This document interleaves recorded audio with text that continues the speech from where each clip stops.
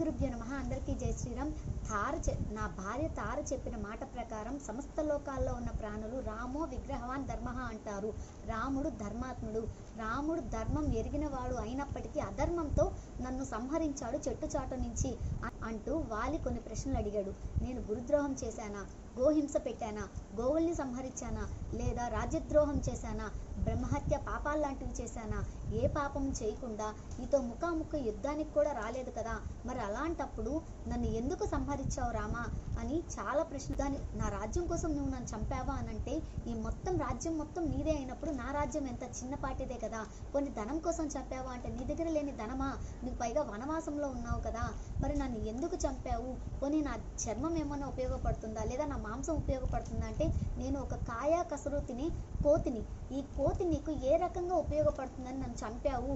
నువ్వు అధర్మాత్ముడివి, ధర్మం స్వరూపంలో కనిపించే అధర్మాత్ముడివి అంటూ చాలా రాముడు చిరునవ్వు నవ్వుతూ, నాయన రాముడు అధర్మం చేయడని ముందు నువ్వు నమ్ము అని చెప్పి, ఇక్ష్వాకు వంశానికి చెందినది.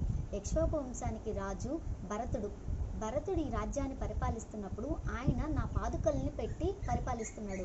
అంటే నాకు కూడా బాధ్యత ఉన్నట్లే కదా, పాపాత్మను శిక్షించే బాధ్యత నాకు కూడా ఉంది కాబట్టి నేను సంహరించాను.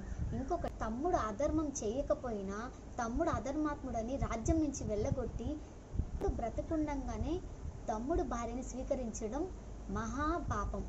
మనకి శాస్త్రంలో ముగ్గురు తండ్రితో సమానం. కన్న తండ్రి, అలాగే గురువు తండ్రితో సమానం, అన్న తండ్రితో సమానం. అటువంటప్పుడు నీవు అన్నవయ్యుండి నీ తమ్ముడు భార్యని కోడలతో సమానమైన ఆమెను స్వీకరించడం చాలా పెద్ద పాపం. కాబట్టి పూర్వం ఇక్ష్వాకు వంశంలో శ్రవణుడు అనే ఒక పాపాత్ముడు ఉండగా ఆయన్ని మాందాత అని ఒక ఆయన కొడుకుతో సమానమైన శ్రవణుడిని కూడా సంహరించాడు. ఎందుకంటే కేవలం ధర్మం కోసం. అలాగే నీ ఒక కోతివి. ఇలాంటి కోతిని, అటు ఇటు చెట్లపైకి ఎక్కి దూకే కోతులని చెట్టు చాటు నుంచి చంపొచ్చని స్మృతిలో ఉంది నాయన. అటు నీవు చదువుకున్న కోతివి, నీవు కామరూపం ధరించగలిగేవాడివి, నీకు ఎంతో శక్తి ఉన్నప్పటికీ అధర్మం వైపు వెళ్ళావు కాబట్టి నిన్ను సంహరిస్తే తన తప్పుకి రాముని క్షమించమని వేడుకుంటూ, నా కొడుకు అంగదుడిని నీవే చూసుకోవాలి రామా అని చెప్తూ ఉండగా తార వస్తుంది, ఏడుస్తుంది, గుండెలు అలసిపోయేలా ఏడుస్తూ ఉండగా హనుమంతుడు వచ్చి తారని ఓదార్చి జరగాల్సిన కార్యక్రమాలన్నీ పూర్తి చేశారు. రాజు చేసేటప్పుడు కూడా రాముడు రాజ్యానికి వెళ్ళలేదు, కేవలం దూరంగానే ఉన్నాడు.